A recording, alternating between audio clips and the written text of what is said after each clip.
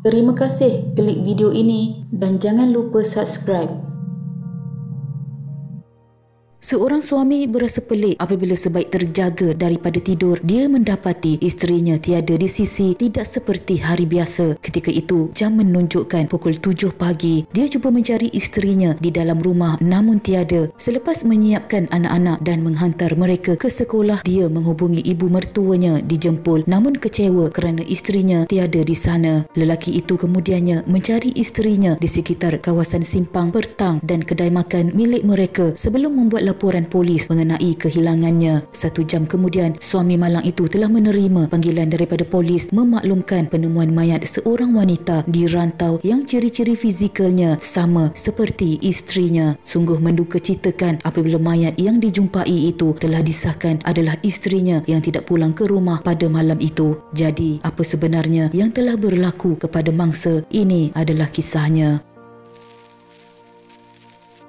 Pada 27 Mac 2012 pukul 8 pagi, seorang wanita yang juga merupakan tukang urut sedang mencari akar kayu di tepi sungai Kampung Pasir, Rantau, Negeri Sembilan telah terjumpa mayat mangsa Ruzina binti Jaafar berusia 40 tahun dalam keadaan terlentang. Wanita itu kemudiannya pulang ke rumah dan datang sekali lagi ke lokasi kejadian bersama anaknya untuk membuat pengesahan objek ditemuinya itu adalah mayat manusia sebelum memaklumkannya kepada ketua kampung. Setelah ketua kampung mengesahkan yang itu adalah mayat, wanita itu bersama ketua kampung telah pergi membuat laporan polis di Balai Polis Rantau. Susulan menerima laporan, jentera siasatan polis digerakkan ke lokasi kejadian. Setibanya mereka di lokasi, terdapat sekujur mayat seperti yang telah dilaporkan. Berikutan penemuan itu, pasukan forensik telah ditugaskan untuk mengumpulkan bukti forensik di tempat kejadian. Lantas, lakaran rajah kasar kedudukan mayat, gambar tempat kejadian dan sampel tanah diambil dan diserahkan kepada pegawai penyiasat. Mayat mangsa kemudian dihantar ke Hospital Tuanku Jaafar, Seremban untuk proses bedah siasat dan pemeriksaan awal mendapati ada kesan jerutan di leher mangsa dan kesan lebam di bahagian kepala mangsa. Pihak polis juga telah membuat pemeriksaan laporan orang hilang di dalam sistem dan mendapati satu laporan telah dibuat pada pagi hari tersebut dan ciri-ciri fizikalnya adalah sama seperti mayat yang telah dijumpai. Tanpa membuang masa, polis telah menelefon orang yang telah membuat laporan polis itu, iaitu suami mangsa, dan memaklumkannya untuk ke hospital bagi membuat pengecaman ke atas mayat. Oleh kerana lelaki itu tidak dapat pergi ke sana untuk membuat pengecaman mayat kerana tiada kenderaan, lalu dia meminta abang iparnya untuk ke lokasi bagi tujuan tersebut sebelum mayat disahkan adalah isterinya yang dilaporkan hilang sebelum itu.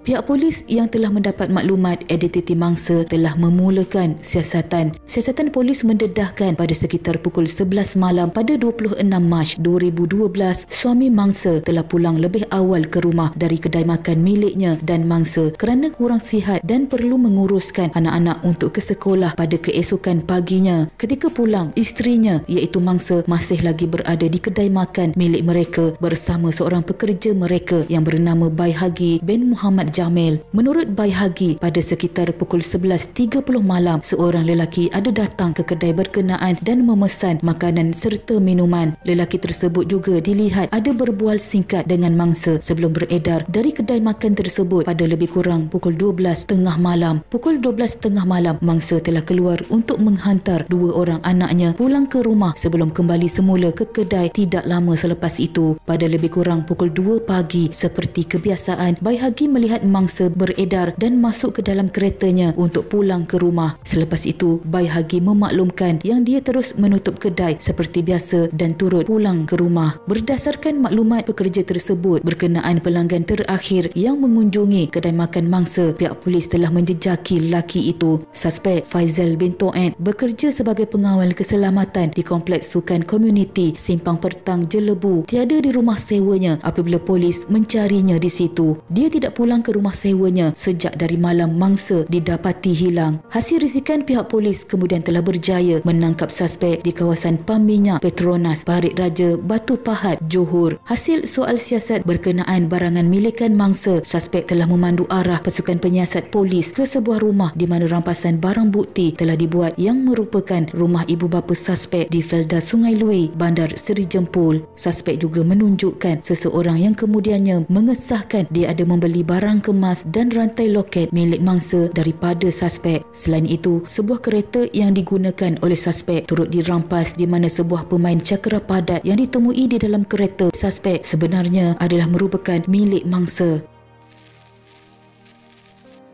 Laporan bedah siasat mendedahkan yang mangsa mempunyai 22 jenis luka, lebam dan bengkak di seluruh badan serta mengesahkan punca kematian mangsa adalah tekanan pada lehernya. Laporan DNA pula telah menunjukkan terdapat DNA suspek pada pakaian dalam milik mangsa. Berdasarkan kepada semua bukti tersebut, suspek telah didakwa di mahkamah atas tuduhan membunuh mangsa di bawah Seksyen 302 Kanun Keseksaan. Di akhir kes pendakwaan, hakim bicara setelah membuat penilaian yang maksimum mendapati dan memutuskan bahawa pihak pendakwaan berjaya membuktikan kes prima facie terhadap suspek dan suspek diarahkan untuk membela diri. Di akhir keseluruhan kes, Mahkamah Tinggi Seremban telah menjatuhkan hukuman mati terhadap suspek atas kesalahan membunuh mangsa. Terkilan dengan keputusan di atas, suspek telah merayu ke Mahkamah Rayuan. Namun pada 23 Oktober 2018, setelah mendengar penghujahan kedua-dua pihak dan mempertimbangkan keterangan dalam rekod rayuan, Mahkamah Rayuan telah menolak rayuan suspek dan mengekalkan keputusan Mahkamah Tinggi tersebut. Suspek mempunyai satu lagi peluang untuk merayu di Mahkamah Persekutuan. Jika sabitan dan hukuman dikekalkan oleh mahkamah ini, maka suspek akan kekal dengan hukuman mati yang diberikan kepadanya gara-gara perbuatan suspek yang tidak berperi kemanusiaan. Sebuah keluarga kehilangan kasih sayang dari orang yang disayangi. Takziah diucapkan kepada keluarga mangsa. Sama-sama kita hadiahkan Al-Fatihah kepada Allahyarhamah Rozina binti Jaafar. Semoga rohnya dicucuri rahmat Allah dan dimasukkan ke dalam golongan hamba-Nya yang beriman.